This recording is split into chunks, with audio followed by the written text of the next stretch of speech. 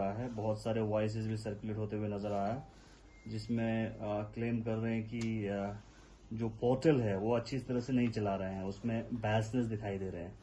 तो क्या एलएचडीसी इकदाम उठा रहे हैं इसको फेयर तरीके से कराने के लिए? देखिए, एलएचडीसी ने सबसे पहले तो जब से हम आए, हमने इसको फेयरनेस को ये करने के लिए हमने अपने पास कुछ नहीं रखा। ये आपको मैं क्लियर कर देता हूँ। ये जो N32 का पूरा कंट्रोल है हमारे डीसी ऑफिस में, मतलब वहाँ से आपका पोर्टल का भी प्रायोरिटी का भी सब कुछ, कौंसल का उसमें रोल है नहीं। हमारा रोल इतना है, अगर किसी को इमरजेंसी में प्रायोरिटी वगैरह ज़रूरत पड़ते है तो हम यहाँ से उनको रिकमेंड करके देते हैं, उनको प्रायोरिटी वगैरह देने के लिए। अब कल मैं आपको बता दूंगा, कल कुछ ये हो गया, मैंने भी देखा ऑडियो। अब लोग कैसे उसको लेते हैं वो अलग बात है, मगर एक हद होता है किसी चीज़ का, जब आपको पता ही नहीं हो। तो उसमें एक ऑडियो आया था, उसने कहा 3-3:15 बजे पोर्टल ये खुला है।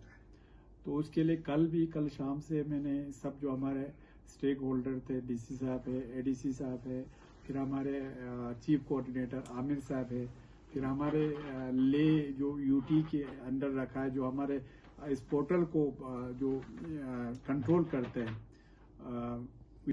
साहब भी, तो उन सब से मैंने ये किया कि ये बात क्या है। तो उसमें ये निकल के आ गया जो 3 बजे वाला जो कहा। तो 3 बजे कहते हैं पोर्टल ये वाला 1 तारीख की बात है।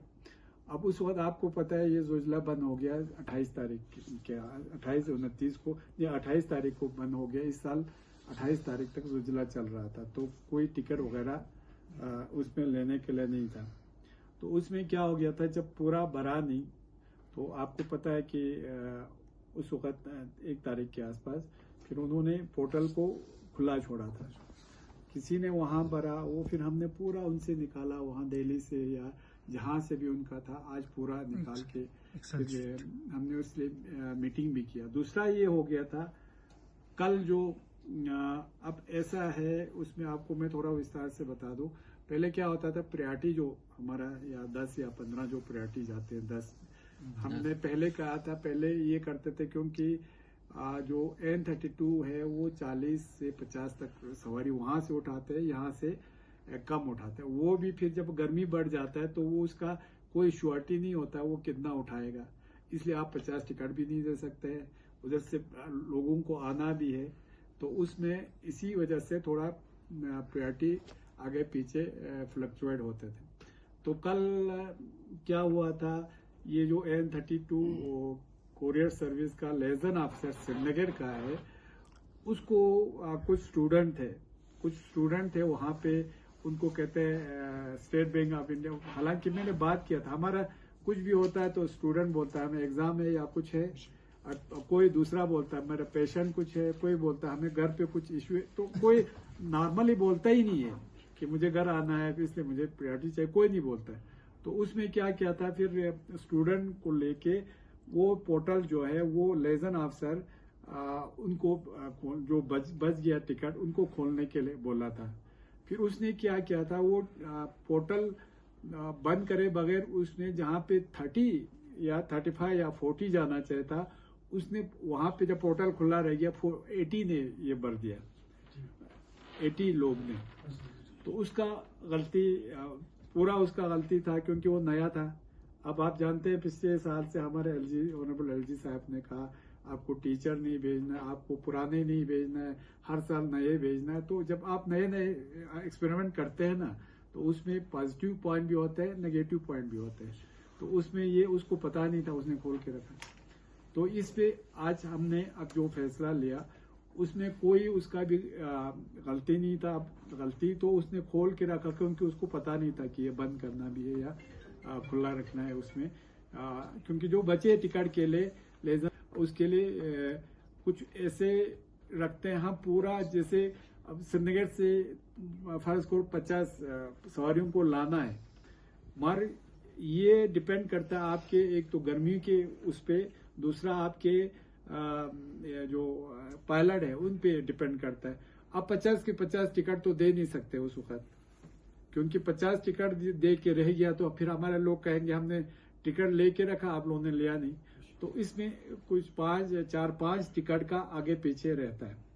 तो उसमें मैंने पिछले साल भी बोला था, इस साल भी अब ये फैसला हो गया है कि एक तो हमने उसको उसका जो पोर्टल जो है वो खोल नहीं सकते, उसको सस्पेंड कर दिया। मतलब पोर्टल खोलने के लिए वो लेजन ऑफिसर हमारे श्रीनगर वाला बिल्कुल भी उसको पोर्टल पे एक्सेस नहीं होगा, जो कल उसने जैसा किया।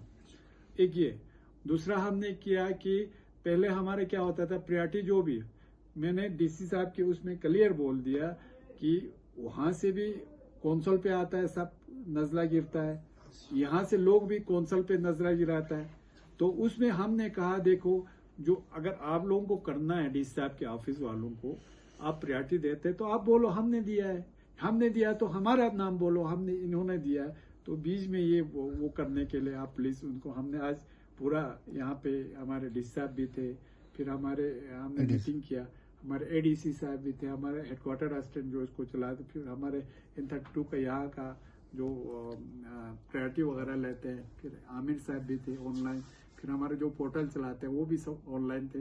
तो हमने 2-3 डिसीजन उसको और फेयरनेस को लाने के लिए, एक तो दोनों पिछले साल क्या होता था, ये जो टिकट हम पोर्टल खोलते थे ना, तो कोई ऐसा होशियार आदमी होते थे वो किसी साइबर कैफे पे जाके जल्दी ब्लॉक कर देता था 3-4 टिकट को। और आपको पता है जब आपका 35 या 30 टिकट लेने में जब आपका पूरे पॉपुलेशन जब एक साल लग जाता है ना, उसको तो मिनटों लग जाता है। और कभी क्या साइबर कैफ पे क्या होता था, वो लॉक कर देते थे।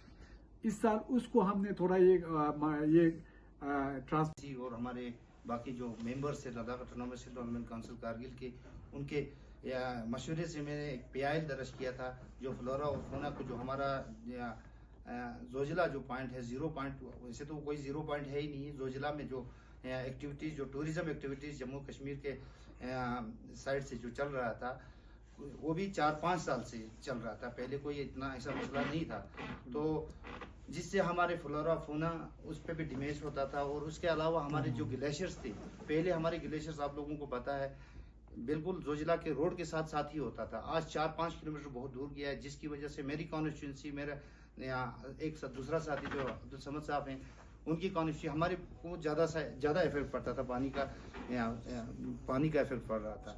और उसके अलावा आज जो हमारे वाइल्ड लाइफ में ज़्यादा इसका असर होने को हुआ, क्योंकि आप लोगों को पता है जुलाई के जब इनकी एक्टिविटीज उधर शुरू हो जाती है तो ब्राउन बियर वगैरह पूरे हमारे जो गांव में शिफ्ट होते हैं, और पूरा हमारे गांव में जितने डैमेज भेड़ बकरियों का या घरों को तबाह करने का, ये ऐसी चीज़ें हमें होने लगे, तो हम मजबूर हुए कि हम एक PIL पारित करें। क्योंकि आप लोगों को पता है ये एक्टिविटीज़ तो पहले से थी नहीं, हम भी पहले 2019 में जम्मू कश्मीर के साथ थे, तो उस वक़्त ये चीज़ें नहीं हुआ करती थी। तो मैं अपनी तरफ से ऑनरेबल हाई कोर्ट का बहुत बहुत शुक्रगुजार हूँ, जिन्होंने ये ज़रूरी डिसीजन ज़रूरत था जो हमारे इधर इस चीज़ के लिए, तो इन्होंने दिया, हम उनका बहुत बहुत शुक्रगुजार हैं।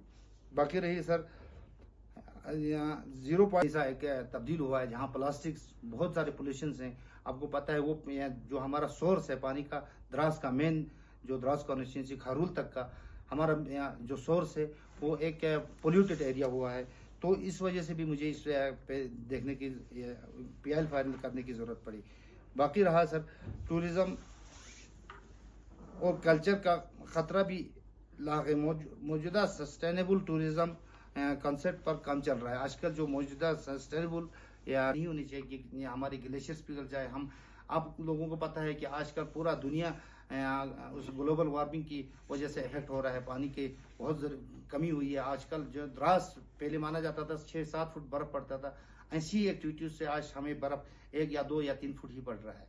तो इसके अलावा जनाब आप लोगों को पता है यहाँ हमारे मचोई गया है, तो आज वो भी यहाँ पिघल के बिल्कुल 4-5 किलोमीटर आगे गया है। तो मेरी तो यही आप लोगों से भी रिक्वेस्ट है कि इस मुद्दे को मैं अकेला फाइट करने की जरूरत नहीं, पूरे लद्दाख के लिए जरूरी था। क्योंकि आप लोगों को पता है जब भी हम ट्रैफिक, हमारा जो मेन हाईवे वहां से है, जब भी ट्रैफिक हमें छोड़ते थे 2 बजे छोड़ते थे।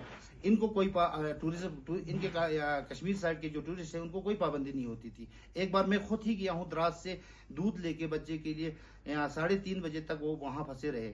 तो इस किस्म की मजबूरियां आई तो हम मजबूर हुए तो इस किस्म का इकदाम उठाने के लिए। Thank you.